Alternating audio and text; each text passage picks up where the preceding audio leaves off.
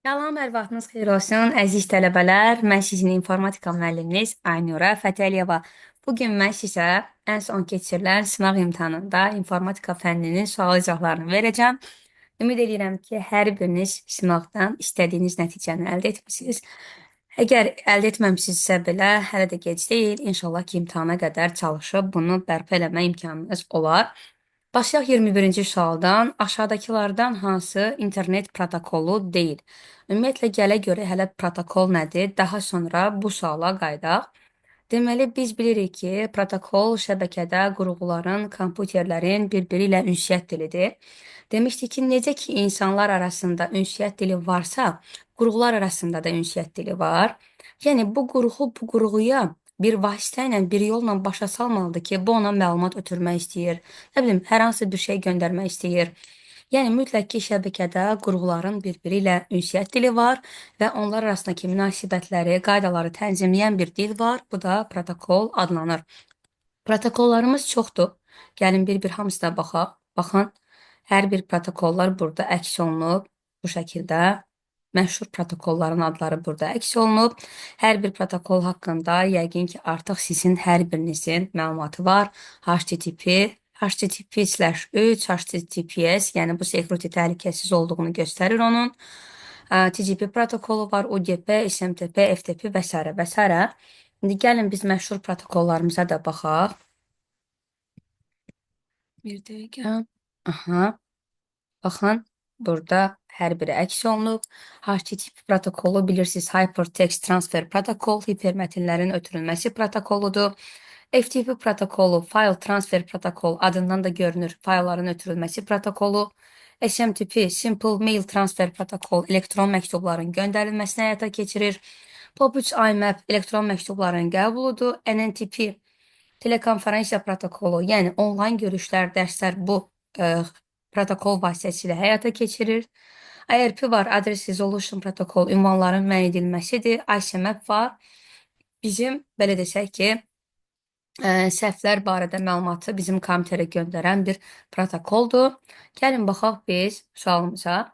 Aşağıdakılardan hansı internet protokolu deyil? Baxın, biz gördük ki, SMTP orada var. TCP/IP də internetin bilirsiniz ki, əsas baza protokoludur. POP3 də var, HTTP/3 də var. Əslində FTP protokolu da var. Sadəcə bu onun düzgün yazılışı deyil. Yəni çaşdırmaq üçün bizdə FPT yazır. Yəni 21-ci sualda doğru cavab C variantıdır. Yəni bizdə FPT deyə bir protokol yoxdur. FTP deyə bir protokol var. Yəni 21-ci sualın düzgün cavabı C variantı olmuş olacaq. Keçən növbəti 22-ci suala hansılar doğrudur? Bu texniki təminatla bağlı bir sual tipidir. Baxaq görək burada bizdən nə istəyir. Prosesor fərdi kompüterin daxili qurğusudur. Bəli, bu doğrudur. Bilirsiniz ki, prosesor, mikroprosesor eyni şeydir. Kompüterin beyni hesab olunur və kompüter üçün ən vacib qurğulardan biridir və kompüterin daxili qurğusudur. Bir doğrudur. Bir doğrudursa, bir olmayanları silək. Sonra, monitorda görüntülər tamamlayıcı rənglərin istifadəsi ilə alınır. Baxın, deməli, bir var idi bizdə RGB rəng modeli, bir də var idi bizdə SMYK rəng modeli. Baxın, tamamlayıcı rəng modeli SMYK rəng modelidir. Amma biz demişdik ki, monitorda istənilən rəng RGB rəng modeli vasitəsilə alınır. 3 əsas rəngin qarışığından alınır. Yəni 2 yanlışdır. Tamamlayıcı rənglərdən yox, RGB rəng modelindən, SMYK-dan alınmır. 2 yanlışdır. 1 doğru, 2 yanlış. 2 olanları silsək, zaten silmişik. 3. BIOS sistemin cari sazlanmasını və əməliyyat sistemlərinin yüklənməsini təmin edir. Baxın, biz bilirdik ki, kompüter işə düşəndə ilk olaraq BIOS işə düşür. O, birinci post prosesini həyata keçirir, bütün təməl qurğuları sazlayır. Və əgər heç bir problem yoxdursa, sazlayır deyəndə, yəni əgər testdən keçirir, əgər heç bir problem yoxdursa, problem olanda siqnal səsləri verirdi. Bunu hansısa bir sınaq izahında geniş izah eləmişdim. Deməli, əgər qurğularda hər hansı bir problem varsa, müəyyən səs siqnalları və yaxud da ki, ekranda yazılarla bunu göstərirdi. Əgər hər hansı bir problem yox idisə, boot prosesi baş verirdi. Əməliyyat sistemini xarici yaddaşdan RAM-a, əməli yaddaşa yükləyirdi. Bir də vaxtı, tarixi konfiqurasiyanı sazlamağa həyata keçirirdi, yəni dəyişdirməyi. Bəli, 3 doğrudur. 4. Operativ yaddaş daimi yaddaş deyil. Bəli, bu doğrudur. Deməli, daimi yaddaş hansı idi? Daimi yaddaş ROM idi. Operativ yaddaş, müvəqqəti yaddaş, RAM, əməli yaddaş, fiziki yaddaş, çevik yaddaş, fəal yaddaş adlanırdı. 4 yanlışdır. 5. Klaviatura fərdi kompüterin xarici qurğusudur. Düşünürəm ki, hər biriniz bu sualda çaşbaş qalmısınız. Çünki sizin hər biriniz klaviaturanı giriş qurğusu olaraq tanıyırsınız. Çünki deməli, simvol tipli informasiyanı bizdə daxil eləyir klaviatura. Yəni, müəyyən biz çap makinası rolunu oynayır, müəyyən biz klaviaturadan simvolları daxil edirik kompüterə. Baxın, burada demir klaviatura fərdi kompüterin xarici etmə qurğusudur. Deyir ki, xarici qurğusudur. Çünki biz bilirik ki, deməli, monitor və klaviatura sistem blokuna kənardan qoşulur. Aydındır? Yəni, xarici qurğudur bu mənada, yəni sistem blokunun içində deyil, bu mənada deyir. 5 də doğrudur. Sonra, siçanın təkərciyini fırlatdıqda ekranda olan göstərici yerini dəyişmir. Deməli, bəli, bu da doğrudur. Siçanın təkərciyini fırlatdıqda ekranda olan göstərici yerini dəyişmir. Yerini dəyişən ekrandır. Baxın, karandaş qalıb burada. Mən təkərciyi fırladıram. Baxın, ekran dəyişir. Amma təkərcik fırladanda kursorun göstəricisi, mouse'un göstəricisi yerində qalır. Bəli, bu da doğru bir fikirdir. Doğru cavab 1, 3, 4, 5, 6 olacaq. 22-ci sualda, yəni C variantı. Əgər bu sualla bağlı hər hansı bir qaranlıq qalan nüans varsa, ümumiyyətlə bütün suallarla bağlı qeyd edərsiniz, kommentlərdə mən onu cavablandıraram. Keçək növbəti suala, 23-cü sual. Doğru variantı seçin. Görək burada nə deyir bizə. A variantı. İşçi stansiyalar, serverlər, modem və kabel lokal kompüter şəbəkələrinin əsas aparat komponentləridir. Xeyr, lokal şəbəkənin 4 dənə əsas avadanlığı var. Server, işçi stansiya, şəbəkə kartı, kabellər. Modem, nə bilim, transceiver, gateway, yəni şlüz, router, bridge, switch, hub, bunların hər biri əlavə qurğulardır, yadda saxlayaq. Və şəbəkə kartına şəbəkə adaptörü, şəbəkə platası, interface kartı da deyilir. Bunu da unutmayaq. Yəni, burada modem əlavə qurğudur. Aydındır? İşçi stansiya, server, kabel və şəbəkə kartı əsas 4 dənə avadanlıqdır. B variantı. Saytların internetdə yerləşdirilməsi xidməti broadcasting adlanır. Xeyr, broadcasting odur ki, şəbəkədə eyni bir məlumat bütün kompüterlərə ötürülür və məsələn, A kompüteri B-yə məlumat göndərirsə, B də eyni anda A-ya cavab göndərə bilər bu şəkildə. Bu da yanlışdır. Saytların internetdə yerləşdirilməsi xidməti hosting adlanır. Hosting, hostel sözündən yadda saxlayaq.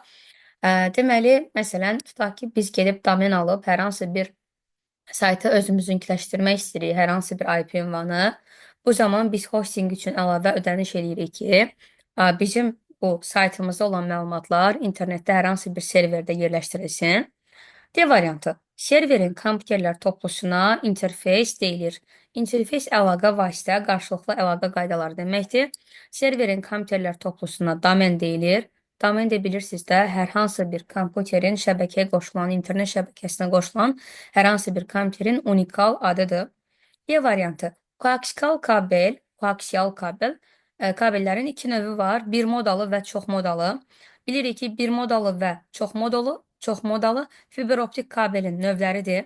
Koaksial kabel bilirsiniz ki, şəbəkədə istifadə olunan 3 dənə kabel var. Onlardan biri də koaksial kabeldir.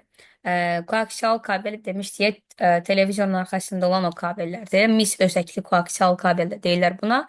Deməli, bunun iki növü var. Diametri 0,5 cm olan nazik koaksial kabel, bir də diametri 1 cm olan yoğun koaksial kabel.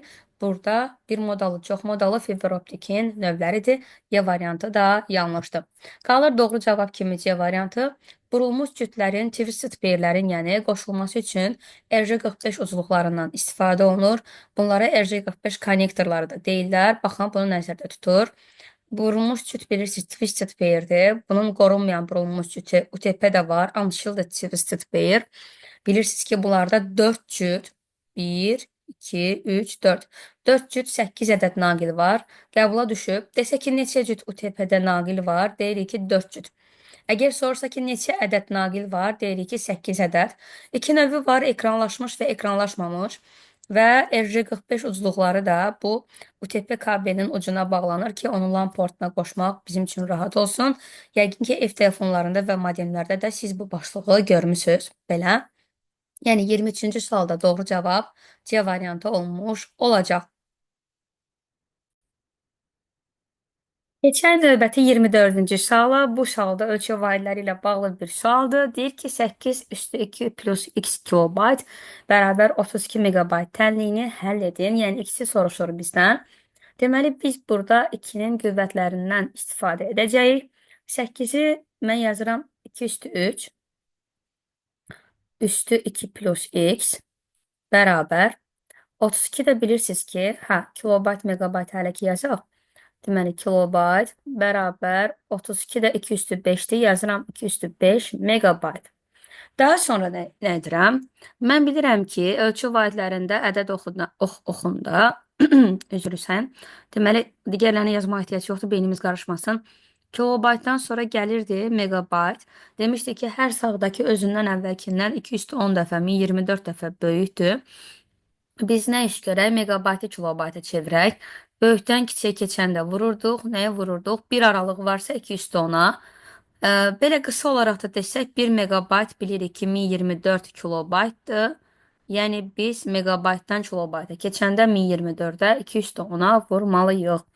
İndi bunu da qüvvətin xassəsinə görə vursaq, 3-ü vursaq 2-yə olacaq. Birbaşa yazmayayım onda. 3-ü vuracam 2 plus x-ə bərabərdir. Deməli, megabaytı kilobayta çevirmək üçün dedik ki, 2 üstü 10-a vururuq. 2 üstü 5-i də vururam 2 üstü 10-a. Artıq hər ikisi də eyni vahiddə oldu. İndi 2 üstündə yuxarıda olur 3 vur. Mötərizədə vurub açıram. 3 vur 2, 6. 3-ü x-ə vururam. 3x bərabərdir. Bilirsiniz ki, vuranda əsaslar eynidirsə qüvvətlər toplanır. 5 ilə onu toplayırıq, olur 2 üstü 15. Bilirik ki, qüvvətin xassəsinə görə əsaslar eynidirsə, biz qüvvət üslərini bir-birinə bərabərləşdirə bilərik. Yəni 6 plus 3x bərabər 15-ə. 3x bərabər 15-dən 6 çıxırıq 9. X də bərabər 9-u 3-ə bölürük 3. Yəni 24-cü sualda doğru cavab D variantı olmuş olacaq. Baxaq növbəti suala. 25. İşçi mütləq proqram nədir? Gəlin görək, işçi mütləq proqram nədir və bunu mən sizə necə deyərlər, yaxşı bir şəkildə izah eləməyə çalışım. Deməli, baxaq, bir şey deyim sizə. Birinci növbədə biz bilməliyik translator anlayışını, hansı ki bilirsiniz də, bu imtahanda qəbulda birinci şansda düşmüşdür bizə translator. Bir dəqiqə səhv yazdım. Translator. Deməli, baxın. Translator nə idi? Translate sözündən demişdik, yadda saxlayırıq bunu. Deməli, baxın, əvvəllər proqramistlər, necə deyərlər, kompüterdə hər hansı bir işi görmək üçün sırf maşın dilindən, kodlardan, 0-1-lərdən istifadə edirdilər. Əlbəttə ki, bu biraz çox çətinlik törədirdi onlar üçün. Ona görə daha sonra proqramlaşdırma dilləri meydana gəldi. Yəni, belə desək ki, sanki insan və kompüter dili arasında aralıq bir dil, hər ikisinin anladığı bir dil, hər ikisinə yaxın birdir. Hətta insan dilinə daha yaxın olan proqramlaşdırma dillərinə bilirsiniz ki, yüksək səviyyəli proqramlaşdırma dilləri deyilir. Yəni, proqramistlər artıq kompüterdə hər hansı bir işi görmək, hər hansı bir işi icra etmək üçün istifadə edirlər proqramlaşdırma dillərindən. Və həmin dildə yazılan koda isə deyirlər ilkin proqram. Həmin dildə yazılan koda isə deyirlər ilkin proqram. İndi proqramlaşdırma dilində yazdığımız kod Sanki Azərbaycan dilində yazılan bir mətni biz çevirməliyik, tərcümə eləməliyik ingilis dilinə. Əlbəttə ki, bizə bir mühit, bir proqram lazımdır. Məsələn, Dilmançda biz Azərbaycan dilində yazılan mətni, cümləni ingilis dilinə çeviririk. Sanki translator bizim dilmancımızdır. Və bilirsiniz ki, translatorun iki növü var idi: interpretator və kompilator. Interpretator hissə-hissə, sətir-sətir tərcümə edirdi. Kompilator isə komple sözündən yadda saxlayan türklərin bütün şəkildə, tam şəkildə çevirirdi. İndi bu kodu translatorlar, yəni ya interpretator, ya kompilator çevirir maşın dilinə. Yəni kompüterin başa düşdüyü dilə. Baxın, deməli, kodu əgər translatorlar tamamilə səhvsiz maşın dilinə çevirirlərsə, buna deyirlər işçi və ya mütləq proqram. Yəni proqramlaşdırma dilində yazılan kod əgər maşın dilinə, yəni kompüterin başa düşdüyü dilə translator tərəfindən tamamilə səhvsiz çevrilirsə, bu adlanır işçi və ya mütləq proqram. Məsələn, baxın, Pythonda tutaq ki, bir kod yazacaq. Bu Pythonun mühitidir. Hal-hazırda interpretator pəncərəsidir bu, yəni sətir-sətir tərcümə eləyəcək. Məsələn, mən yazıram ki, print, çox sadə bir şey, primitiv bir şey yazacağım. Print, bir dəqiqə ingilis dilindədir bu. Print, yazaq ki, əziz tələbələr,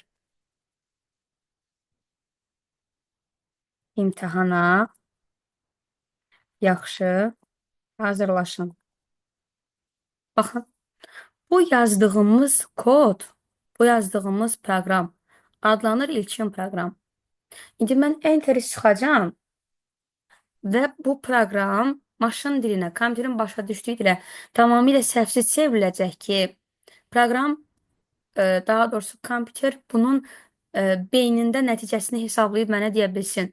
Baxın, enteri sıxacağam və artıq kompüter bunu icra etdi. Proqram bunu çevirdi 0-1-ə, kompüterin başa düşdüyü dilə və artıq mən nəticəni gördüm. Məsələn, hər hansı bir səhv eləsəydim, baxın, tutaq ki, yazıram ki, 5A bərabər 4.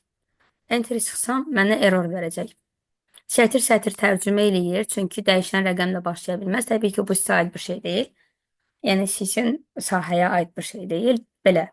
Yəni, uzun sözün qısası, biz gedirik translatorda, mühitdə proqram kodu yazırıq. Bu ilkin proqramdır. İndi, təbii ki, bunu özümüz əgər hesablayıb nəticəni deyə bilsəydik, kompüterə nə ehtiyacımız var? Bunun nəticəsini bizə göstərməsi üçün kompüter bunu başa düşməlidir, anlamalıdır. Translatorda həmin o proqramlaşdırma dilində yazılan kodu maşın dilinə çevirir ki, o da bizə nəticəni desin və aldığımız tamamilə səhvsiz çevrilmiş proqram isə adlanır işçi və ya mütləq proqram. Uzun sözün qısası sizi çox yordu. İşçi və ya mütləq proqram nədir? Kompüterin dilinə tamamilə səhvsiz çevrilmiş istənilən proqram. Yəni 25-ci sualda düzgün cavab Y variantı olmuş oldu.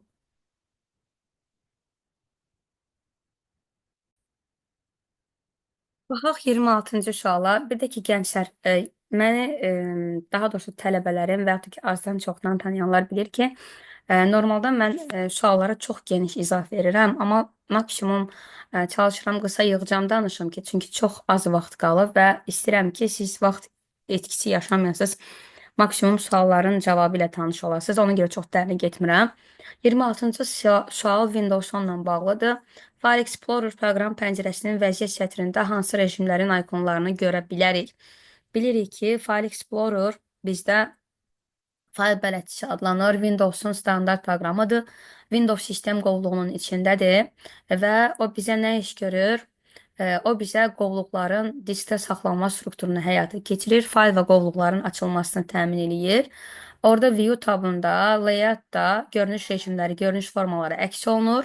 Extra large icon, large icon, medium icon və s. və s. İndi deyir ki, bu görünüş rejimlərindən, formalarından hansı status barda vəziyyət sətrində əks olunur? Bilirsiniz ki, pəncərənin ən aşağı hissəsinə status bar, vəziyyət sətri deyilir. Bu çərçivəyə aldığım hissəyə. Baxın, biz burada hansı görünüş rejimlərini görürük?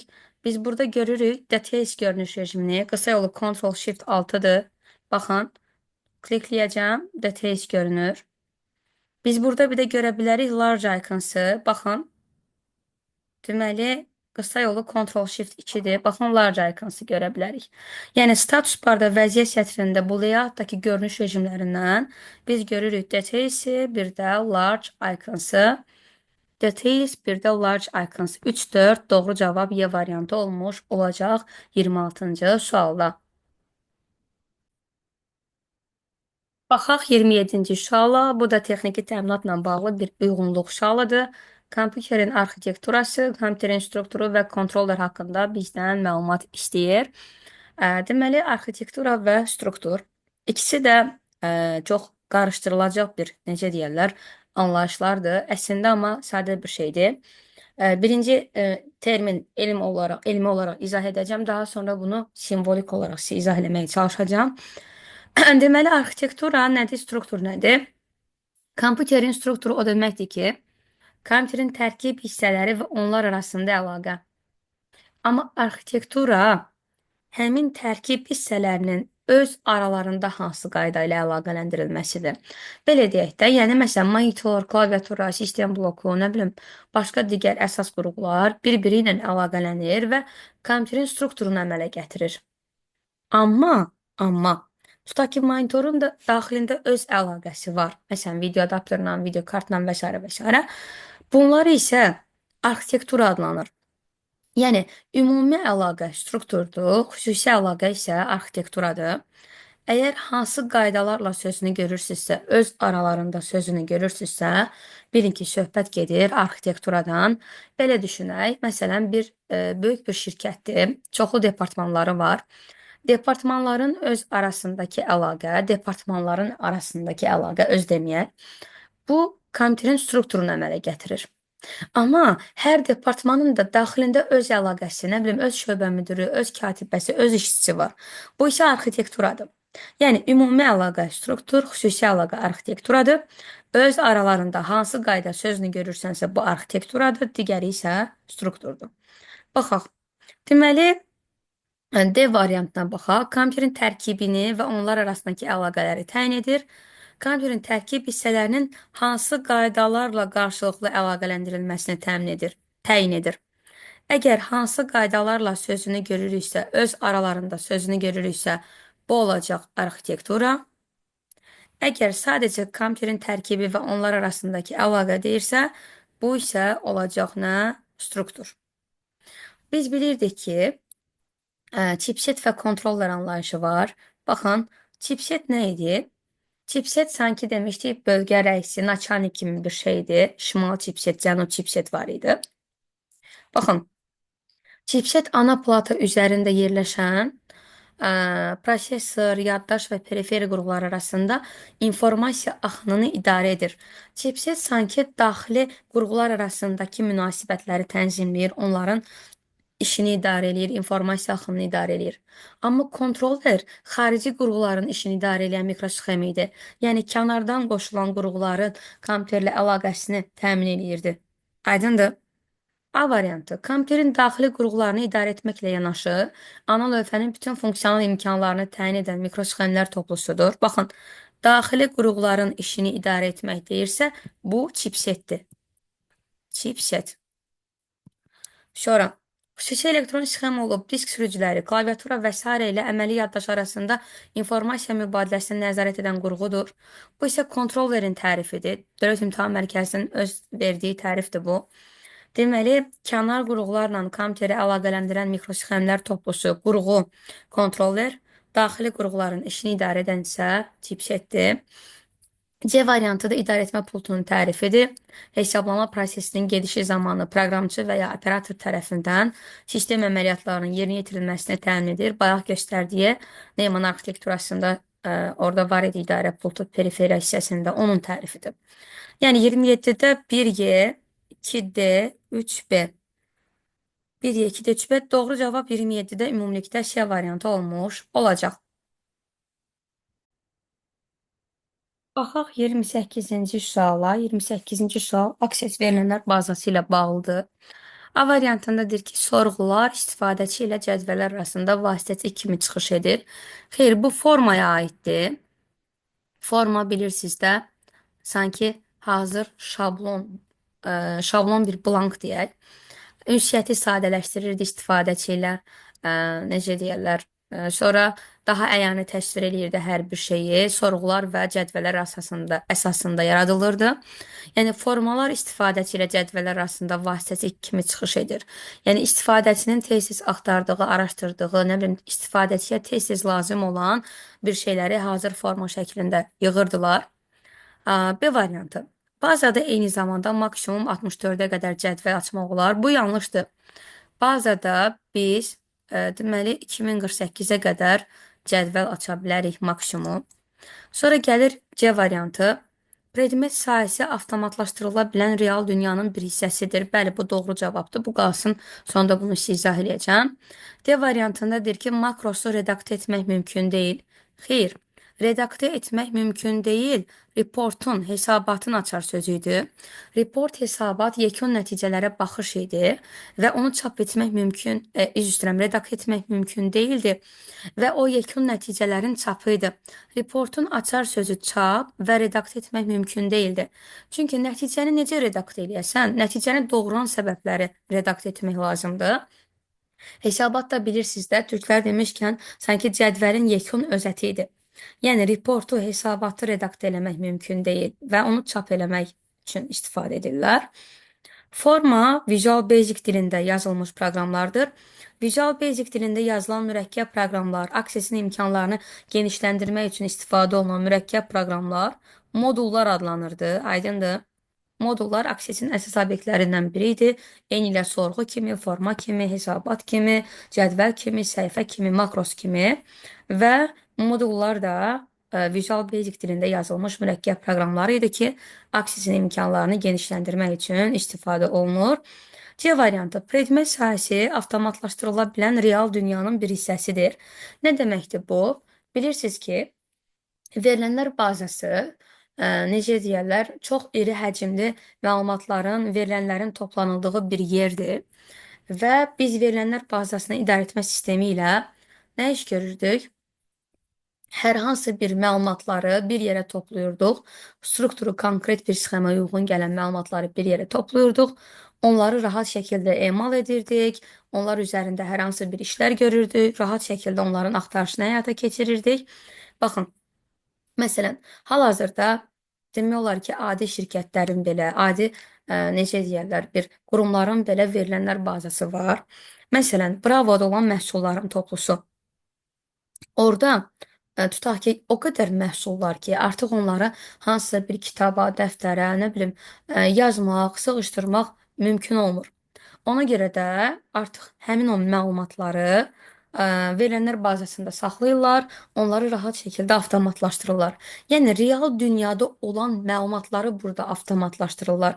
Predmet sahəsi, yəni bu Access-in, verilənlər bazasını idarə etmə sistemlərinin, verilənlər bazasının öyrəndiyi sahə, predmet sahəsi real dünyadan bir hissədir. Real dünyadan hər hansı bir hissəni başlayırlar avtomatlaşdırmağa. Aydındır? Məsələn, Kapital Bankın, hər hansı bir bankın öz serveri, öz bazası, öz məlumatlar toplusu var. Real dünyadan bir hissədir də, real bizim oradakı əmək haqqılarımızdır. Onlar bizim öz pulumuzdur. Bu real dünyanın avtomatlaşdırılmasını həyata keçirir. 28-ci sualda doğru cavab C variantı olmuş olacaq. Növbəti sual 29-cu sual. Raster qrafiki faylın çevrilməsində yalnız rəng palitası dəyişdirilmişdir. Nəticədə faylın həcmi 3 dəfə azalmışdır. Əgər çevrilmədən sonra 8 rəng çalarlı təsvir alınmışdırsa, çevrilməyə qədər neçə rəng çalarından istifadə olunmuşdur? Biz bilirik ki, qrafiki fayllar piksellərdən, nöqtələrdən ibarətdir və hər bir pikselin də öz həcmi var. Və qrafiki faylın həcmini tapanda ekranın enində və uzunluğunda olan nöqtələri vururduq bir-birinə və vururduq bir pikselin həcminə, yəni en bitə. İndi deyək ki, çevrilmədə yalnız rəng palitrası dəyişdirilib. Yəni piksellər qalıb yerində, sadəcə bu n dəyişib. Əslində bunu uzun-uzadı bir yolla yaza bilərəm, amma mən bunu həmişə sadə bir yolla yazıram və riyazi olaraq belə yazılış yoxdur əslində, amma asan olsun deyə mən bunu belə yazacağam. Deməli, çevrilməyə qədər neçə rəng çalarından istifadə olunub? Bunu soruşur. Biz bunu bilmirik. 2 üstü n götürürük. Nəticədə faylın həcmi 3 dəfə azalıb. Yəni azalan bu n-dir. Bunun həcmi 3 dəfə azalıb. 3 dəfə azalmaq, yəni o deməkdir ki, n-i 3-ə böl. Və çevrilmədən sonra 8 rəng çalarlı təsvir alınıb. 8 rəng çalarımız varsa, bunu 2 üstü 3 kimi götürürük. Düşünürük ki, artıq bir pikselimizin həcmi 3 olub. Yəni əvvəlcə bizim enimiz faylın həcmi idi. 3 dəfə azaldı. Yəni bunu 3-ə böldük. Aldıq ki, 8 rəng çaları. 8 rəng çaları varsa, deməli bir pikselimizin həcmi 3-dür. Düşünürük ki, hansı ədədi 3-ə bölsək 3 alınar? Təbii ki, 9-u. Deməli, əvvəlki rəng çalarlarımızın sayı nə qədər imiş? 2 üstü 9, yəni 512. Düşünürük ki, hansı ədədi 3-ə bölsək 3 eləyər? 9-un. Deməli, əvvəlcə bir pikselin həcmi 9 bit idisə, bəs rəng çalarlarımız nə qədər imiş? 2 üstü 9. Baxın, sadə yolla bunu bir də yazıram. Baxaq, çox uzatmadan yazacağım. Sadəcə necə yazırıq bunu? Əvvəlki rəng çalarını bilmirik, 2 üstü n götürürük.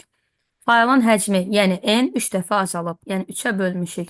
8 rəng çalarlı təsvir alınıb, yəni 2 üstü 3. Hansı ədədi 3-ə bölsən 3 eləyər? 9. Deməli, sənin əvvəlki rəng çaların 2 üstü 9, yəni 512 imiş. Aydındır? Bu şəkildə bunun biz cavabını tapırıq. Beləliklə, 29-cu sualda düzgün cavab C variantı olmuş olacaq. Davam edək. Növbəti sual daha doğrusu. X'lər adlı verilənlər bazası verilmişdir. Nisbətin qüvvətini təyin edin. Biz bilirik ki, nisbətin gücü kartejlərin, yəni sətirlərin sayıdır. Nisbətin qüvvəti isə sütunların, domenlərin sayıdır. Domenə isə sahə, field da deyirlər. Baxın, buradakı field name sizin cədvəlinizdə hansı sütunlar olacaq, onların adlarını göstərir. Buradakı data type isə sizdəki sütunlarda olan məlumatların verilənlərin tipini göstərir. Baxın, əgər bizə desə ki, bilirsiniz ki, cədvəllərlə işləmək üçün 2 dənə görünüş rejimi var. Var datasheet view, əməli operativ rejim, var design view, konstruktor rejim. Bu datasheet view-dur. Yəni cədvəlin konstruksiyası yaranandan sonra, struktur qurulandan sonra biz bura məlumatlar daxil edirik. Düzdürmü? Elə deyil. Baxın, burada soruşsa ki, neçə dənə domen var, sütun var, nisbətin qüvvəti nədir? Deyirik ID, ad, soyad, əmək haqqı. Bunu götürmürük. Bu yeni bir sütun yaratmaq üçündür. 4 dənə sütun var. Gəlirik bura design view deyirik. Baxın, design view-da əgər soruşsa ki, sizdən design view görünüş rejiminin neçə dənə sütunu var? 3 dənə. Field name, data type, description. Bilirsiniz də ilk ikisini doldurmaq məcburidir, sonuncunu doldurmaq məcburi deyil. Baxın, buradakı field name-də yazılanlar sizin göstərir sütununuzu, sütunlarınızın adlarını. Yəni field name-də sizin gözünüzdə bu sətir kimi görünən ID, nə bilim soyad, ad, əmək haqqı əslində cədvəlinizin sütunudur. Baxın, bunu datasheet view-ya çevirəndə bunlar sütuna dönür. Çünki siz burada field name-də sütunların adlarını təyin edirsiniz. Yəni field name-də gördüyünüz hər şey sizin cədvəlinizin domeni, fieldi, sahəsidir, sütunudur. Aydındır, nisbətinizin qüvvətidir. Yəni siz indi normal cədvəl anlayışı ilə yanaşı demisiniz ki, bu birinci sətir, ikinci, üçüncü, dördüncü. Amma bu elə deyil. Aydındır. Baxın. Deməli, burada ID, ad, soyad, əmək haqqı bizim nisbətimizin, cədvəlimizin sütunlarıdır. Yəni 4 dənə bizim sütunumuz var. Nisbətin qüvvəti sütunların, domenlərin, sahələrin sayıdır. O da 4-ə bərabərdir. Yəni 30-cu sualda düzgün cavab B variantı olmuş olacaq. Baxaq, növbəti sual, 31-ci sual. Tutumu 8 kilobayt olan klasterə tutumu 3 kilobayt olan neçə fayl yerləşdirmək olar? Baxın, biz bilirik ki,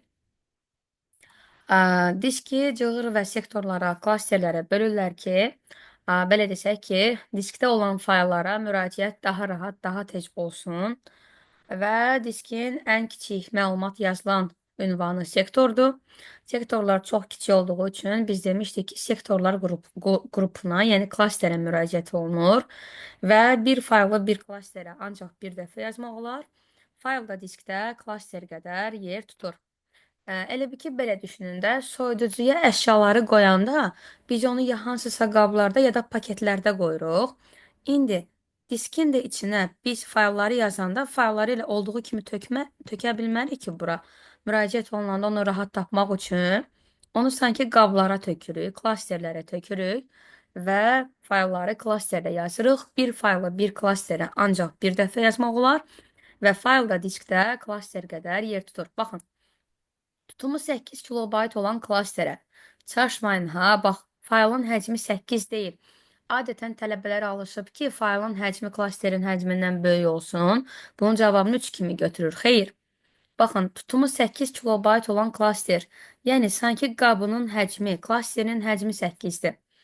Deyək, tutumu 8 kilobayt olan klasterə, tutumu 3 kilobayt olan neçə fayl yerləşdirmək olar? Baxın, deməli, bizim burada faylımızın həcmi 3 kilobayt. Və biz demişik ki, bir faylı bir klasterə ancaq bir dəfə yazma olur. Yəni, eyni fayl belə olsa, sən sadəcə bir klasterə bir fayl yaza bilərsən. Burada boş yer qalsa belə dəxli yoxdur. Bir klasterə ancaq bir faylı yazırlar və fayl diskdə klaster qədər yer tutur. Yəni, biz boş yer qalsa belə bu klasterə başqa bir fayl yaza bilmirik və faylın həcmi 3 kilobayt olsa da o diskdə 8 kilobayt yer tutur. Aydındır? Və yadımızda qalsın, biz 8 kilobaytlıq klasterə tutumu 3 kilobayt olan sadəcə bir fayl yerləşdirə bilərik. Çünki bir faylı bir klasterə demişik ki, ancaq bir dəfə yazmaq olar. Yəni 31-ci sualda düzgün cavab B variantı olmuş olacaq. Növbəti sual 32. İşçi vərəqin B3 xanası seçildikdən sonra klaviaturadan Shift düyməsi sıxmaqla Y6 xanası üzərində mausun sol düyməsi bir dəfə sıxıldı. Bu halda neçə xana seçilər? Əslində burada Shift düyməsi falan belə deyək ki, sizi biraz beyninizi qarışdırmaq, çaşdırmaq üçündür. Shift düyməsi ardıcıl seçimdir və diapazonun seçilməsinə kömək olurdu. Sanki sizdən istəyir B3 Y6 diapazonunda necə deyirlər, neçə xana var o. Bilirsiniz ki, diapazon qoşul nöqtənin köməyi ilə yazılır və düzbucaqlı şəklində seçilmiş xanalar toplusudur. Bilirik ki, kontrol ardıcıl olmayan xanaların seçilməsini həyata keçirir. Shift isə ardıcıl xanaların seçimini. Baxın, B3 xanasını seçirəm. Bir dəqiqə. B3 xanasını getmir burada. B3 xanasını seçirəm. Shift düyməsini sıxılı saxlayıb Y6-nı qeyd edəcəm. Mən baxın, bu şəkildə B3 Y6 diapazonunu alıram. Bilirik ki, diapazon necə oxunurdu? Soldan yuxarıdan birinci xananın ünvanı qeyd olunur diapazonda. İkinci isə sağdan ən aşağıdan birinci xananın ünvanı qeyd olunur. B3 Y6 diapazonunda biz xana sayını necə tapırdıq? Deməli, sütunların sayını tapmaq üçün B-dən Y-yə qədər ingilis əlifbasında hərfləri sayırdıq. B, C, D, Y. Bizdə 4 dənə sütun var. Sütun hərfləri idi. Şətirləri tapanda ya 3-dən 6-ya qədər ədədləri saymaq lazımdır, özləri də daxil olmaqla, ya da natural ədədlərin sayının tapılması qaydasında olduğu kimi böyük ədəddən kiçik ədədi çıxıb, hər ikisi aid olduğu üçün üzərinə 1 gəlirdik. Bu da bizə verir 4 dənə nəyi? Şətiri. Görürük ki, 3, 4, 5, 6, 7, 6. 4 dənə də bizim sətrimiz var. Deməli, xanaların da sayını tapanda bilirik ki, xana, sətir və sütunun kəsişməsidir. 4 sətir, 4 sütun, 4-ü vurduq 4-ə, bizə verdi 16 dənə xananı. Yəni, bu diapazonda B3, Y6 diapazonunda bizdə 16 xana olmuş olacaq. Gəlir növbəti 33-cü sual. Nümayiş etdirilən təqdimatdan çıxmaq üçün klaviaturadan hansı düymələr kombinasiyası sıxılır? Baxın, nümayiş olunan təqdimatdan çıxmaq üçün biz nə iş görürük? Ya klaviaturadan Escape düyməsini sıxırıq, ya da ki, Alt F4. Normalda bilirsiniz də, Alt F4 ümumiyyətlə proqram pəncərəsini bağlayır. İdarəçi düymələrdə olan close-la eyni işi görür. Amma nümayiş rejimində Alt F4 bizdən nümayişdən çıxmağa imkan verir. Ya Escape düyməsi, ya da Alt F4 düyməsi nümayişdən çıxmağa imkan verir. 33-cü sualın düzgün cavabı B variantı olmuş olacaq. Deməli, baxaq. Burada bir şey də xatırlatmaq istəyirəm sizdən. PowerPoint-də bir dənə nümayiş rejimi, PPS rejimi var. PPS rejimi. Deməli, PPS rejimində, nümayiş rejimində, yəni sadəcə fayl nümayiş formasında açılır. Bu rejimdə isə Alt F4-ü vuranda ümumiyyətlə yenə proqram bağlanmış olur. Bunu da unutmayın. Nümayiş rejimi sanki video kimi açılır demişdik. Belə 33-cü sualda düzgün cavab B variantı olmuş oldu. Keçək növbəti suala. 34 qaldı burada yəqin ki. 34-cü sual. Verilmiş elektron cədvəl fraqmentinə əsasən B4 xanası hansı qiymət alar? B4 xanasında nə yazıb? Left C3 nöqtəli vergül 3. Baxın. Left bilirik ki, soldan simvolları ayırıb göstərir xana daxilində olan simvolları. Əgər left C3 3 yazılıbsa, bu o deməkdir ki, soldan 3 simvolu ayır göstər. C3 xanasında belə bir, necə deyərlər, məlumat verilir. Baxın, əgər faktorialın qarşısında bərabər yoxdursa, yəni düstur bərabərlə başlamırsa, o düsturun nəticəsi qiyməti hesablanmır. O düstur hesab olunmur. Ona görə də burada faktorial 5-i hesablayıb 120 götürməyin. Burada sadəcə fakt 5 hər hansı bir sözdür, ifadədir. Çünki qarşısında bərabər yoxdursa, o düstur kimi hesab olunmur. Left C3 3 də o deməkdir ki, soldan 3 simvolu nə ilə ayır göstər. Soldan 3 simvol da bizə nəyi verir? Fakt sözünü F, A, C, B variantı. 34-də düzgün cavab olacaq B variantı.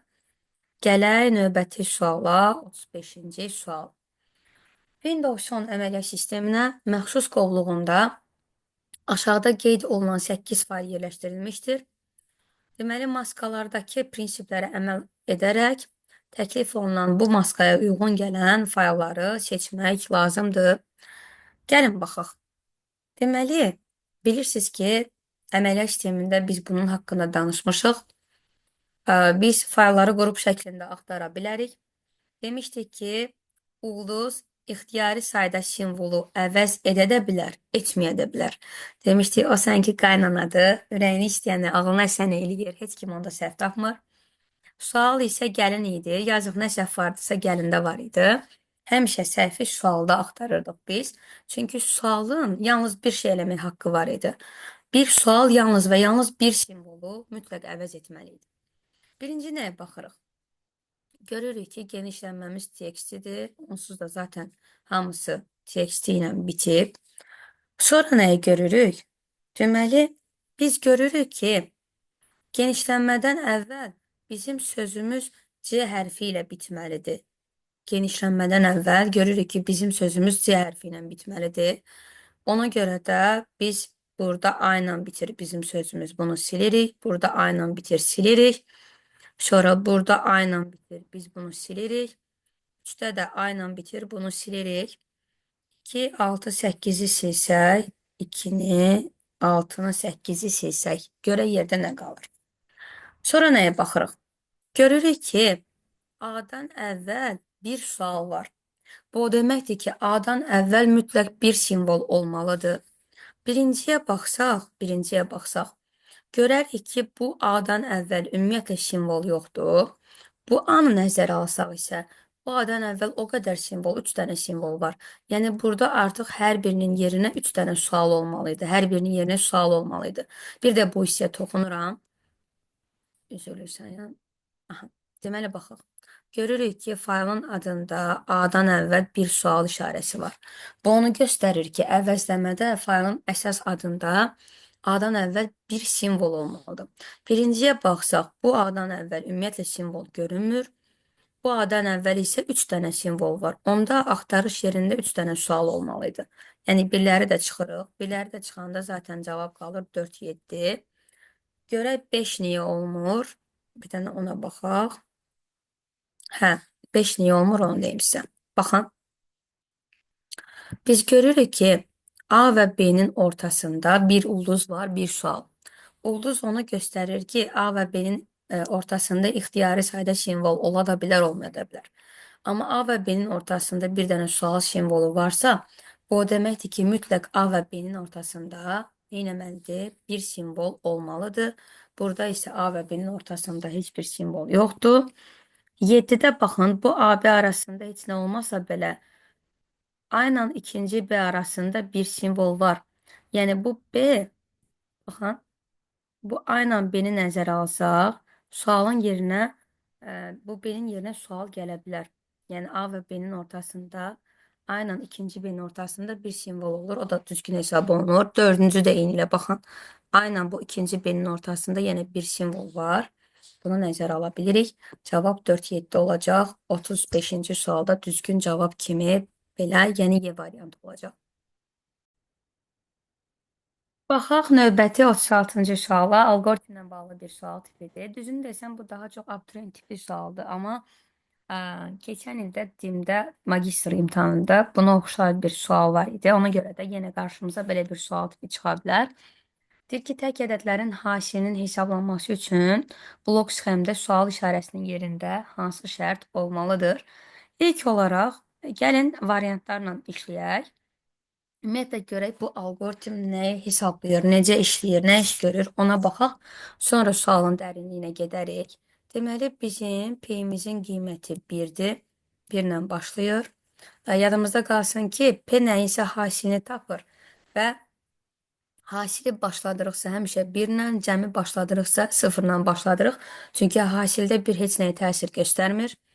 N-in qiyməti -1-dir. Məsələn, tutaq ki, deyirəm, sual işarəsinin yerinə, məsələn, C variantı yazaq. Tutaq ki, deyirəm. Yazaq ki, N böyükdür 39. Məsələn. İndi baxaq.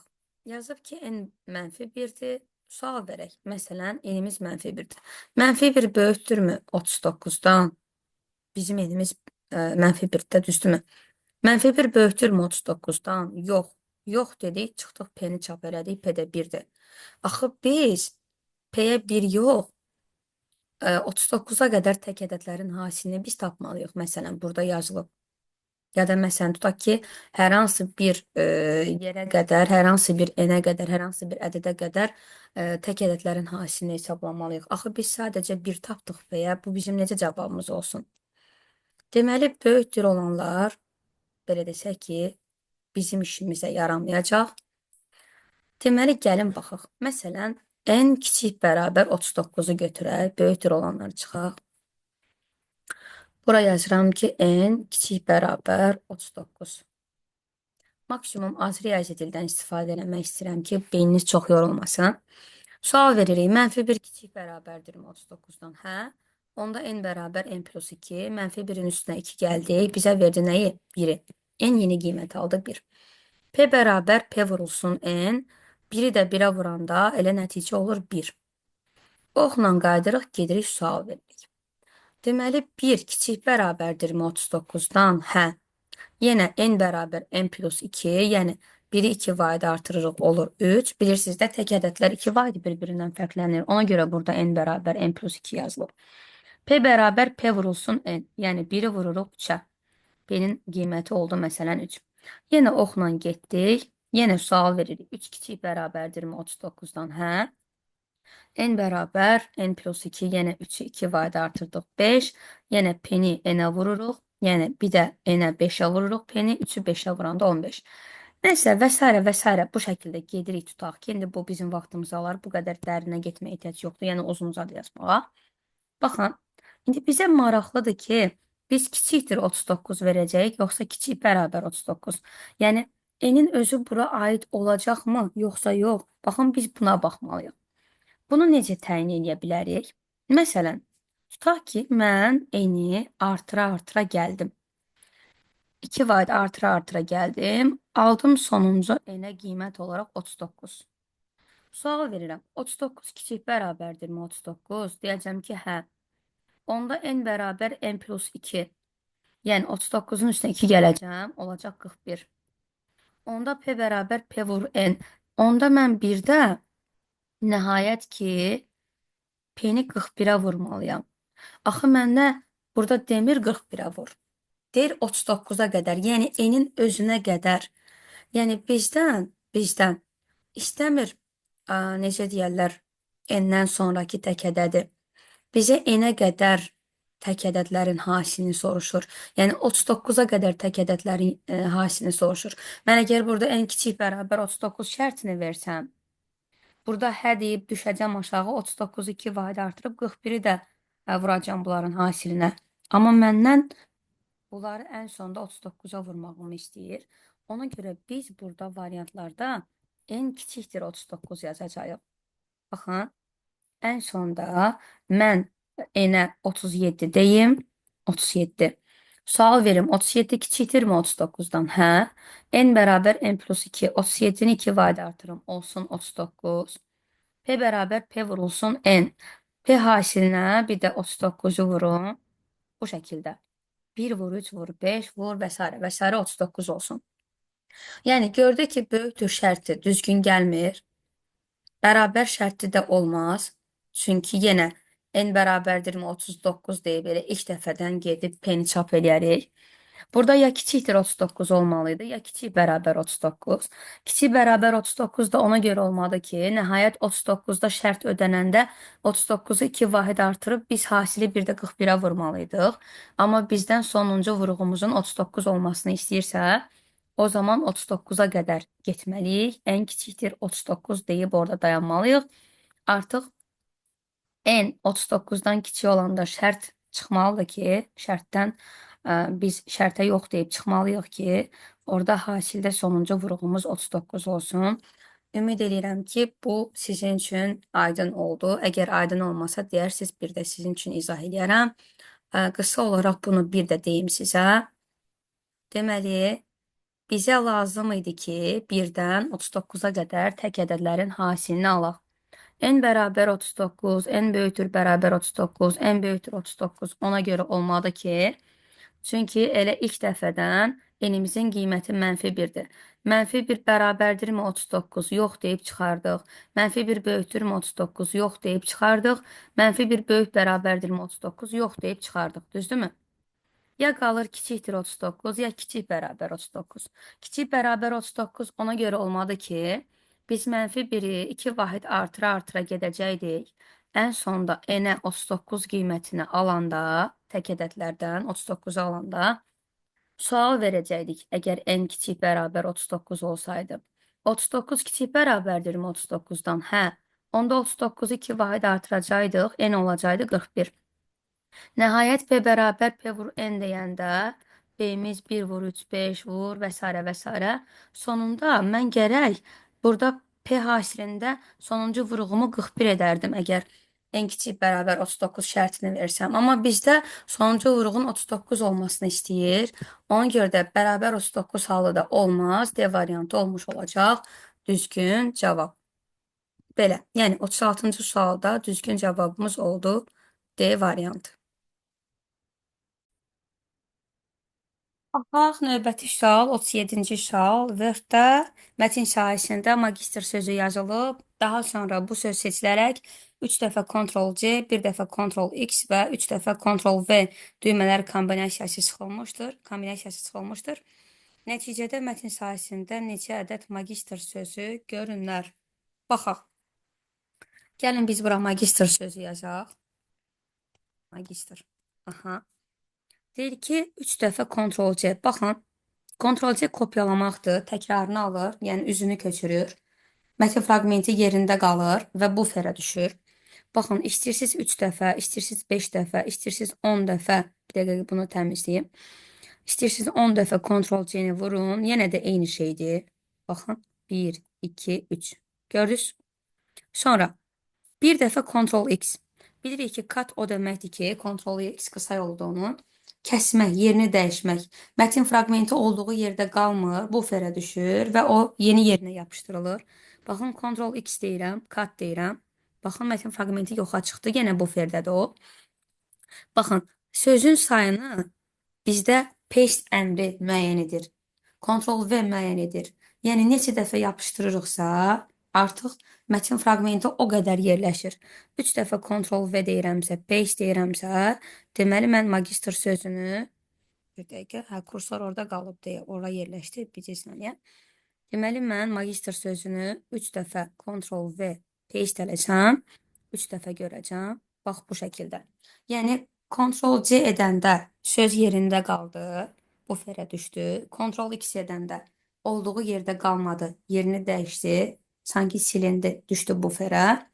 Artıq heç bir söz görmədi ekranda və Ctrl V-ni də 3 dəfə çıxdıqsa, artıq həmin söz 3 dəfə yapışdı və nəticədə biz mətn sahəsində 3 ədəd magistr sözü gördük. Doğru cavab C variantı olmuş oldu 37-ci sualda. Keçək növbəti suala, 38-ci suala. Verilmiş elektron cədvəl fraqmentinə əsasən C6 xanasının nəticəsini tapın. Deməli, baxaq. Yadımızda qalsın ki, countdur, sumdur, minimumdur, maksimumdur, average'dir, sonra productdır. Bunlar eyni prinsipdən işləyir. Onlar xana daxilində, diapazon daxilində sadəcə ədədləri tanıyır. Amma kənarda true-nu, false-u, dırnaqdakı 5-i tanıyır. True-nu 1 kimi, false-u 0 kimi, dırnaqdakı 5-i isə ədəd kimi tanıyır və amma kənarda true-nu dırnaqla tanımır. İndi baxaq. Verilmiş elektron cədvəl fraqmentinə əsasən C6 xanasının nəticəsini deyir ki, tapın. Görürük ki, count funksiyası verilib, A1 qoşa nöqtə C4. Yəni 1-dən 4-ə kimi sətirlər, A-dan C-yə kimi sütunlar. Count nə iş görür? Xana daxilində yalnız ədədləri tanıyır. 1, 2, 3. Xana daxilində sadəcə 3 dənə ədəd var. Yəni 38-ci sualda düzgün cavab B variantı olmuş olacaq. Count funksiyası haqqında ətraflı məlumat, yəni true false nə vaxt qəbul olunur, necə qəbul olunur, mənim YouTube kanalımda izah var, oradan baxa bilərsiniz. Dediyim kimi bunlar xana daxilində sadəcə ədədləri tanıyır. Kənarda arqument hissəsində true-nu 1, false-u 0, dırnaqdakı 5-i ədəd kimi tanıyır. Beləliklə 38-ci sualda düzgün cavab B variantı olmuş oldu. Növbəti sual 39-cu sual. Görək bizdən nə istəyir? Çapla bağlı bir sual tipidir Word-də. Sənəddə 32 səhifə vardır. Şəkildə file print kateqoriyasından bir fraqment verilmişdir. Bu fraqmentdəki page sahəsinə bu səhifə nömrələri daxil edilib. Print düyməsinə klikləsək, 16-cı çap olunan vərəqin səhifə nömrəsi neçə olar? Baxaq, bizdən səhifə nömrəsini soruşur. Birinci olaraq bu hissəyə baxırıq. Yazılıb ki, print all page və yazılıb odd. Demişdik ki, odd 3 hərflidir, 3 tək ədəddir. Odd tək səhifələrin çapını həyata keçirir, even cüt səhifələrin çapını həyata keçirir. Burada yazılıb all page, amma burada müəyyən səhifə nömrələri daxil edilir. Əslində demişdik ki, praktiki olaraq belə bir şey mümkün deyil printerdə. Yəni ya custom range seçilməlidir, ya da ki print all page. Amma məsələ xətrinə bu şəkildə suallar verilə bilir. Artıq all page, yəni 32 səhifəni yox, bu səhifə nömrələrini nəzərə alırıq və odd page dediyi üçün tək nömrələr çap olunur. Yəni 1, tutaq ki 3, 5, 7, 9, 11, daha sonra 31. Niyə davam etmədim? Çünki sənəd 32 səhifədən ibarətsə, mən artıq 35-ə gedə bilmərəm. 31, 32-də dayanmalıyam əslində. Sadəcə tək ədədləri istədiyi üçün 30-32 aralığında, yəni 35-ə qədər yox, 32-yə getməliyik. Sənəd 32 səhifədən ibarət olduğu üçün və 30-32 arasında tək nömrə sadəcə 31-dir. İndi baxaq. İkinci bu hissəyə baxırdıq. One side. One side bir üzlü çapdır. Yəni bizdə hər səhifə üçün 1 A4 tələb olunur. Üçüncü bu hissəyə baxırdıq. One page per sheet. Yəni bu o deməkdir ki, hər bir səhifə 1 A4-də çap olunsun. Demişdik ki, vanlarda, birlərdə heç nə etmirik. Və bizdən səhifə nömrəsini soruşduğu üçün biz collated, uncollated da baxırıq. Çünki səhifə nömrəsində collated, uncollated'ın önəmi var idi. Baxın, bizdən hər kopyadan, hər səhifədən daha doğrusu 3 kopya, 3 nüsxə istəyir. Uncollated isə, baxın, zaten görünür burada. İlk olaraq birinci səhifədən 3 kopya çıxardacağım. Daha sonra növbəti səhifədən 3 kopya çıxardacağım və bu şəkildə davam edəcəm. Yəni, məndə hər səhifədən 3 kopya istəyir. İlk olaraq uncollated rejimi olduğu üçün mən nə elədim? İlk səhifədən 3 kopya çıxartdım. Collated olsaydı, gedərdim 1-dən 31-ə qədər ardıcıl çıxardardım. Sonra növbəti kopyanı çıxardardım. Amma uncollateddirsə, hər səhifədən kopya sayını tam olaraq çıxarıb keçirəm növbəti səhifəyə. Sonra 3-dən 3 kopya çıxardacağım. Sonra 5-dən, sonra 7-dən 3 kopya çıxardacağım. Sonra 9-dan, sonra 11-dən, daha sonra isə 31-dən mən 3 kopya çıxaracağam.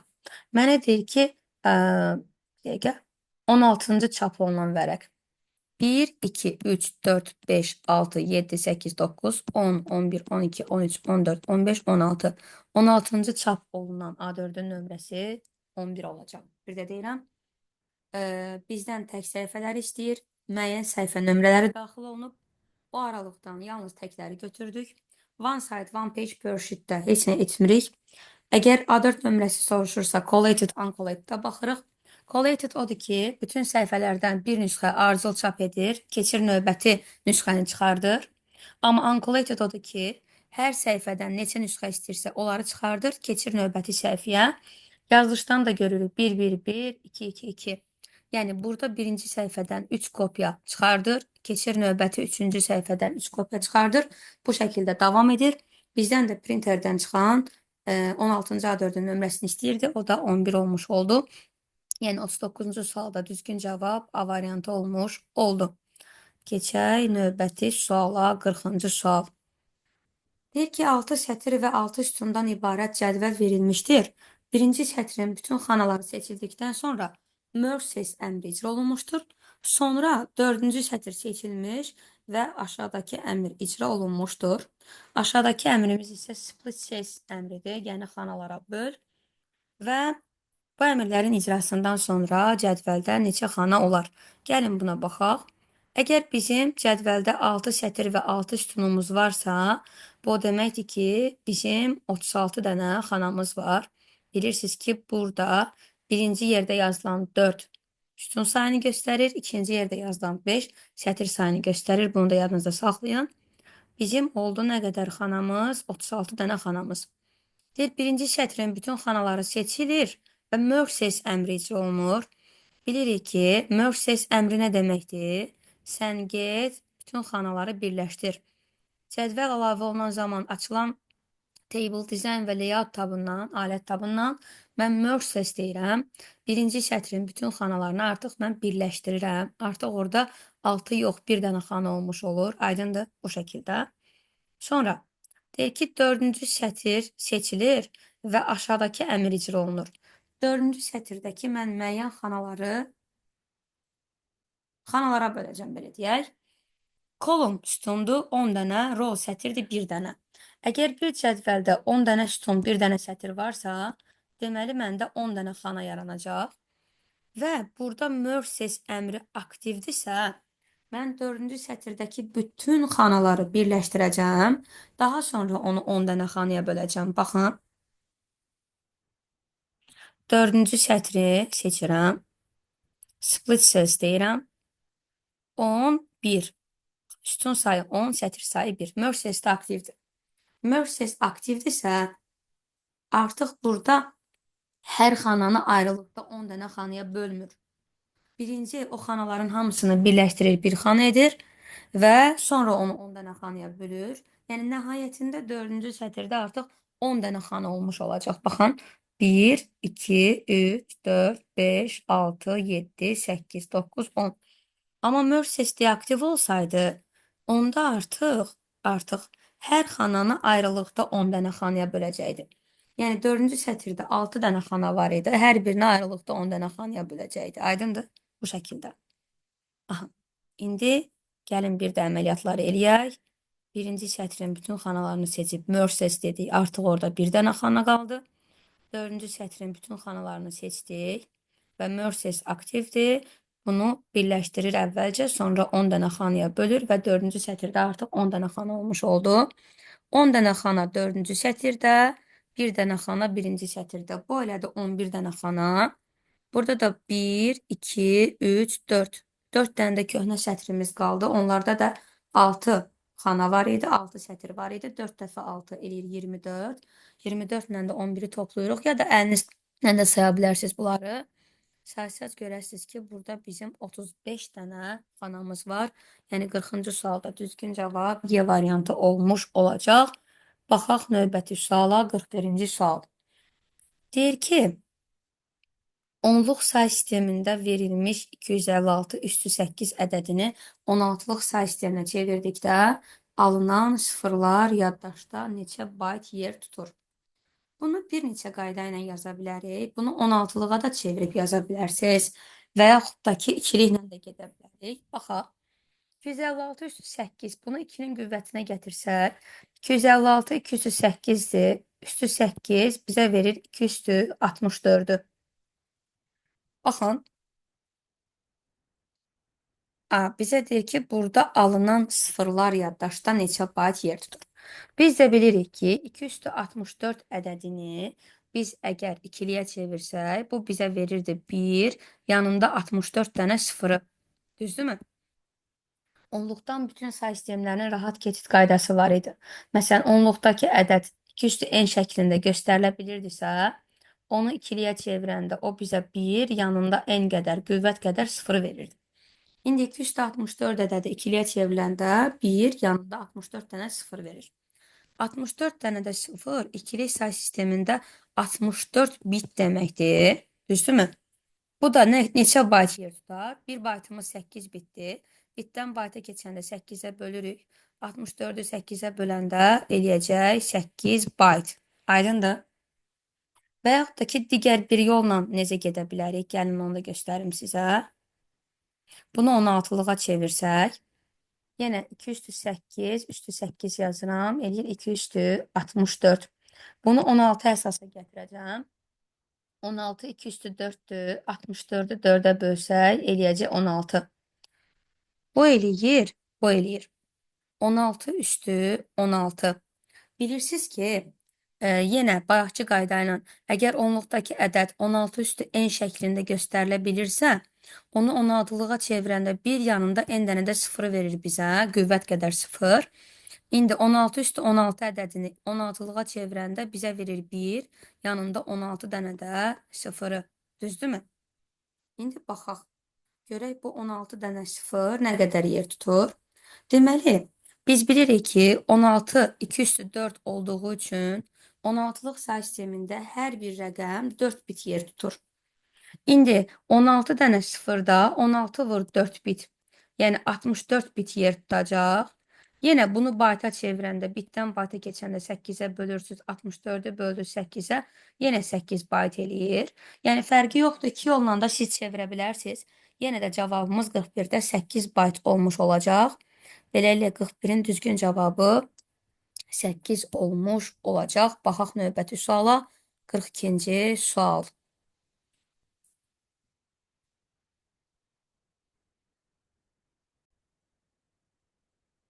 42 PowerPoint ilə bağlı bir sualdır. Bizdən doğru bəndləri istəyir. Gizli slaytların sayına baxmaq olar. Bəli, bu doğrudur. Deməli, biz necə baxa bilərik bəs gizli slaytların sayına? Gəlin ona baxaq.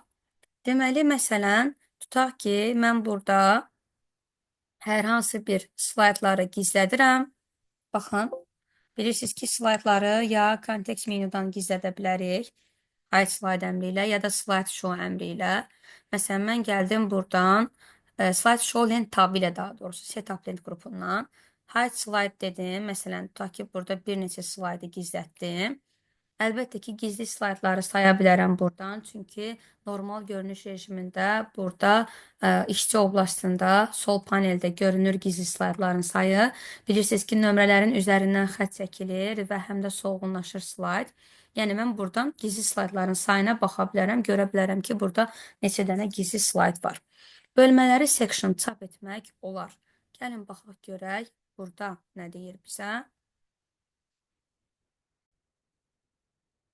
Deməli, baxaq, PowerPoint-də fayl tabına giririk, printdən, baxın, burada biz görürük ki, Ə, print comment əmri var, şərhləri çap etmək, print ink əmri var, flamasterlə, markerlə yazdıqlarımızı çap eləmək. Bir də burada settings bölməsində bu hissədə belə bir şey var. Print all slide, print selection, print current slide, custom range, gizli slaydları çap etmək olur, cari slaydı çap etmək olur və müəyyən aralıqdakı slaydları çap etmək olur. Bizə deyir ki, bölmələri, sectionları çap etmək olar. Əslində bu mümkündür məncə. Bircə saniyə buradan onu seçək. Bölmələri çap etmək olar. Dəqiqə. Section olmalıdır axı, səhv xatırlamıramsa. Bircə saniyə baxım. Enter range. Bir dəqiqə.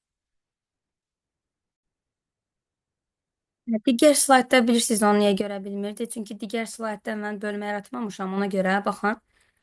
Buradan gördüyümüz kimi settingsdən print all slides'dan keçirik. Sections var, bölmələr. Mən digər slaydda bölmə yaratmamışdım deyə o görünmürdü. Sections bölmələr. Yəni mən burada iki bölmə vermişəm. Default section, untitled section, yəni başlıqsız section. Ona görə, yəni bölmə yaradan zaman təqdimatda bölmələrin adları burada görünür və biz sırf həmin bölmələri bəli çapa verə bilirik. Yəni 2 də doğru cavabdır. Bizdə 3. Gizli slaytları çapa vermək olmaz. Bu yanlışdır. İndi gördük ki, biz print hidden əmri ilə biz gizli slaytları çapa verə bilirik. Baxın, buradaydı. Print hidden slides. Biz bunu çapa verə bilirik. 4. Slayd üzərində olan qeydləri çapa vermək mümkün deyil. Bu da yanlışdır. Baxın. Burada görürsünüz. Bir dəqiqə. Full page slide bölməsində notes page var. Qeydlər rejimini biz çapa verə bilirik. Bu da yanlışdır. 5. Slayda əlavə edilən deməli tarixi avtomatik yeniləmək olmaz. Bu da yanlışdır, çünki onu yeniləmək olur. Baxın, slayda biz bilirik ki, insertdən, textdən, date and time-dan vaxt tarixi əlavə edə bilərik. Baxın, əlavə olunan vaxt tarixi də update-lə biz avtomatik olaraq yeniləyə bilirik. Yəni, buradakı əmrlə biz onu avtomatik yeniləyə bilirik. Bu da deməli yanlışdır, çünki yeniləmək olur. 6. Bu da doğrudur. Yalnız seçilmiş obyektləri çapa vermək olmaz. Baxın. PowerPoint-də elə bir əmr yoxdur ki, seçilən obyektləri çapa vermək olsun. Məsələn, nə deməkdir bu? Tutaq ki, mən gəldim bir dənə bu obyekti seçdim. Mən gedib yalnız bu obyekti çapa verə bilmərəm. Seçilən hissəni, seçilən slaydları çapa verə bilərəm. Amma yalnız seçilən obyekti, yəni imeni bu şəkli, imeni bu obyekti mən çapa verə bilmərəm. Bu da doğru bir fikirdir. Yəni 42-ci sualda doğru cavab 1, 2, 6 olmuş oldu. 42-də 1, 2, 6 doğru cavabdır. Keçək növbəti suala, 43-cü sual. Simvollar arası məsafənin hansı formaları var? Əslində bunu siz tərcümədən də tapa bilərsiniz. Burada var normal, condensed sıxlaşmış, expanded genişlənmiş, 1, 4, 6. Bunu hardan görə bilirik? Biz onu göstərək. Deməli, baxaq. Word-də, baxın. Məsələn, bu sözü seçək. Onda fontun küncündən dialoq pəncərəsini açırıq ya da Ctrl-D ilə. Burada Advanced bölməsinə keçirik. Burada spacing var, boşluq. Baxın, simvollar arası boşluq. Buradan da preview'dan görə bilərsiniz. Burada var normal, yəni standart görünüş, yəni məsafə forma. Expanded var, genişləndirilmiş. Baxın, bunu genişləndirirəm. Bir də var condensed, sıxlaşmış. Görürsünüz, simvollar arasındakı məsafə sıxlaşmış formada oldu. Aydındır. Yəni, simvollar arası məsafənin 3 forması var. Normal, condensed, expanded. Bunu da biz fontun dialoq pəncərəsindən görə bilərik. Keçək 44-cü suala. Elektron hökumət layihəsinin hökumət üçün üstünlüklərini seçin. Gəlin bunu biz necə deyərlər, sizlə baxaq. Deməli, elektron hökumət layihəsinin hökumət üçün üstünlüklərini bizdən istəyir. Əlbəttə ki, hökumət üçün üstünlük deyirsə, deməli, dövlətin xeyrinə olan bir şeyləri istəyir bizdən. Elektron hökumət bilirsiniz də nədir? İnformasiya, kommunikasiya texnologiyalarının köməyi ilə dövlət idarəetmə orqanlarının fəaliyyətinin həyata keçirilməsidir. Deməli, baxaq. Sizə bir qeyd göstərəcəm. Onu mütləq özünüz üçün çəkin, skrin eləyin, götürün. Elektron hökumətin əsas üstünlükləri var. Hökumət üçün, vətəndaşlar üçün, biznes sektoru üçün. Deməli, hökumət üçün əsas üstünlükləri budur ki, müasir texnologiyaların geniş tətbiqi ilə dövlət orqanlarının fəaliyyətinin səmərəliliyinin artması, büdcə vəsaitlərinə qənaət edilməsi, dövlət orqanlarının vahid informasiya fəzasının formalaşması və təhlükəsizliyinin təmin olunması, effektiv, şəffaf nəzarət oluna bilən dövlət idarəetməsinin və yerli öz idarəetmənin bərqərar olunması. Bunlar bizim hökumət üçün əsas üstünlüklərimizdir. Bir olacaq, müasir texnologiyaların geniş tətbiqi ilə dövlət orqanlarının fəaliyyətinin səmərəliliyinin artması. İki, vətəndaşlar üçün üstünlüyüdür. Vətəndaşların dövlət idarəçiliyində fəal iştirak etməsi, informasiya tələbatının dolğun ödənilməsinin rahatlıq da vətəndaş üçün üstünlüyüdür. Məsələn, əvvəllər hansısa bir vətəndaş gedib 5 saat hansısa bir dövlət orqanının qarşısında növbə sıra gözləyirdi ki, hər hansı bir məlumatı alsın ki, bəs bu sənədi burada çap eləmək olar, peçatlatmaq olar, nə bilim, bu sənədi buradan almaq olar, imzalatmaq olar, yoxsa yox. Amma indi artıq elektron dünyadadır hər şey. Oradan rahat şəkildə, evində rahat şəkildə oturaraq məlumatları alır. 4 də olacaq, effektiv, şəffaf nəzarət oluna bilən dövlət idarəetməsinin bərqərar olunması. Büdcə vəsaitlərinə qənaət edilməsi, əlbəttə ki, bu da hökumət üçün əsas üstünlükdür. Artıq izafi xərclər olmur, hər şey elektron dünyadadır deyə. Məhdud imkanlı insanların dövlət xidmətlərinə çıxış imkanı əldə etməsi vətəndaş üçün üstünlükdə 2021-in qəbul salı olmuşdu. Əlbəttə ki, bayaq dediyim kimi, kimsə əgər məhdud imkanlı bir şəxs isə, bir var ki, kiməsə xahiş, minnət eləsin ki, mənim üçün bu sənədi al, amma oturur artıq evdə hazır şəkildə bu dövlət idarəetmə orqanlarında hər hansı bir işini rahat şəkildə görə bilir. Yəni 6 da vətəndaş üçün üstünlükdür. 44-cü sualda doğru cavab 1, 4, 5 olacaq.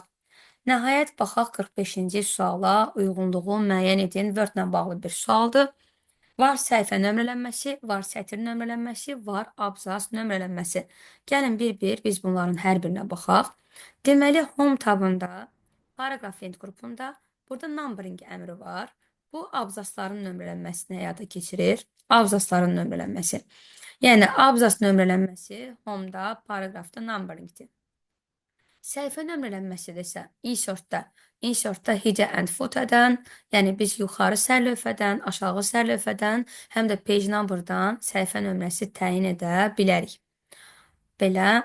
Sonra, amma abzasın nömrələnməsidirsə, layoutdan, page tablet qrupundan line number deyir. Baxın, biz abzasın sətirlərini nömrələyə bilərik buradan. Yəni, uzun sözün qısası gənclər, əgər səhifə nömrələnməsi deyirsə, bu olacaq insertdən, header and footer led qrupundan 1-dir.